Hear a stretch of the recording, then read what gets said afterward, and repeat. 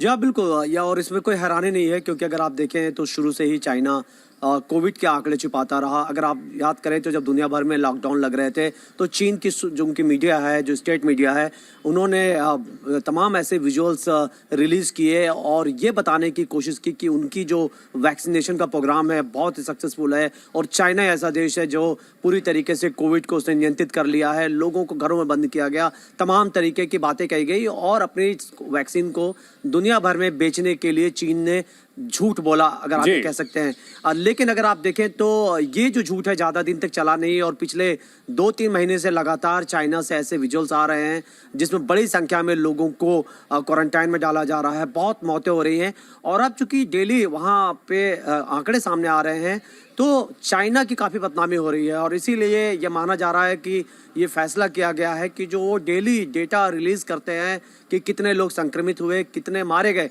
हालांकि मैं आपको ये भी बताऊं कि जो उनके डेटा होते हैं उसमें भी काफ़ी हद तक जानकारियां छुपाई जाती हैं और नंबर्स कम करके बताया जाता है। लेकिन अब जिस तरीके से चीन ने अपनी बदनामी की डर से अब ये फैसला किया है कि डेटा रिलीज नहीं करेंगे, तो एक फिर से सवाल उठने लगे हैं कि चीन आके दुनिया से क्या छुपाना चाहता है। और दूसरी बड़ी बात है कि चाइना में जो इस वक्त कोरोना वायरस का हम वेरिएंट देख रहे हैं, चूंकि दुनिया के लिए जानना जरूरी है कि किस टाइप का ये वेरिएंट है और इससे किससे कैसे निपटा जा सकता है, लेकिन चाइना इसको लेकर के भी ज्यादा जानकारी नहीं दे रहा।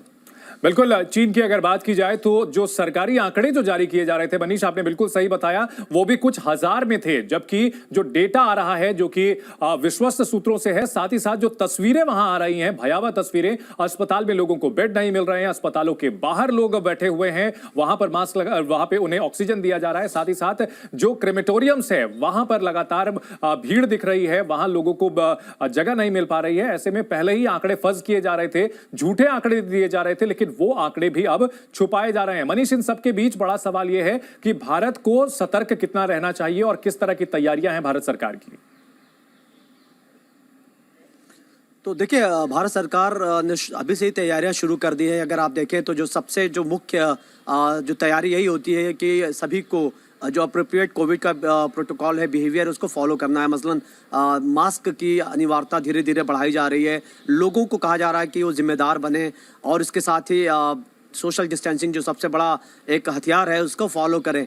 डरने की ज़रूरत नहीं है। और अगर आप देखें तो ये भी कहा जा रहा है कि भारत के अंदर चूंकि बहुत से जो लोग हैं उनके अंदर जो कोविड से लड़ने की क्षमता ऑलरेडी आ चुकी है और हमारा वैक्सीनेशन काफ़ी सक्सेसफुल रहा है, काफ़ी निर्णायक जो लड़ाई है उससे निपटने में कारगर रहा है। तो ऐसी स्थिति में तैयारी जरूर है, लेकिन यही कहा जा रहा है कि घबराने की जरूरत नहीं है। चाइना का वायरस भारत के लिए अभी कोई खतरे की बात नहीं है। बिल्कुल, भारत की ओर से चौतरफा तैयारी दिख रही है और न सिर्फ स्वास्थ्य सेवाओं को दुरुस्त किया जा रहा है बल्कि जो बाहर से लोग आ रहे हैं उनकी भी रैंडम टेस्टिंग की जा रही है ताकि इंडिकेट हो अगर किसी भी तरह की कोई गड़बड़ी होती है। बहुत शुक्रिया मनीष इस पूरी जानकारी के लिए। अब अपने दर्शकों को दिखाते हैं कोरोना से जुड़ी हुई बड़ी खबरें फटाफट अंदाज में। केंद्रीय स्वास्थ्य सचिव ने राज्यों को लिखी एक और चिट्ठी, अस्पतालों को हर वक्त तैयार रहने को कहा। विदेशों से आए यात्रियों का रैंडम कोविड टेस्ट शुरू। विदेश से आए यात्रियों का एयरपोर्ट पर रैंडम कोविड टेस्ट जारी। फ्लाइट के 2% यात्रियों का होगा रैंडम टेस्ट। देश में कोरोना के सक्रिय मामले बढ़े, कुल एक्टिव केसों की संख्या 3,424 हुई। भारत में कोरोना की संक्रमण दर घटी, 0.14% हुई संक्रमण दर। देश के 4 राज्यों में कोरोना का एक भी केस नहीं, सभी केंद्र प्रशासित राज्य भी कोरोना मुक्त। केंद्र ने विदेशी नागरिकों के लिए गाइडलाइन जारी की, सभी विदेशी नागरिकों का वैक्सीनेटेड होना जरूरी। अजमेर विश्वविद्यालय ने बच्चों के लिए जारी किया नियम, बिना मास्क के परिसर में एंट्री पर बैन। कोरोना से तैयारी को लेकर अस्पतालों में मॉक ड्रिल्स होंगे, ऑक्सीजन वेंटिलेटर बेड्स को लेकर मॉक ड्रिल किए जाएंगे। बूस्टर डोज के तौर पर लगाई जाएगी नेजल वैक्सीन, फिलहाल निजी अस्पतालों में लगेगी नेजल वैक्सीन। स्वास्थ्य मंत्रालय के सूत्रों के हवाले से बड़ी खबर, मास्क लगाना फिलहाल जरूरी नहीं, मास्क पहनने की सलाह दी जाएगी।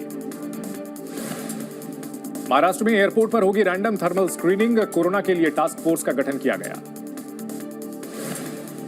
बिहार में मॉल्स और शॉपिंग सेंटर्स के लिए एडवाइजरी जारी, रेलवे स्टेशन पर रैपिड एंटीजन टेस्ट होंगे।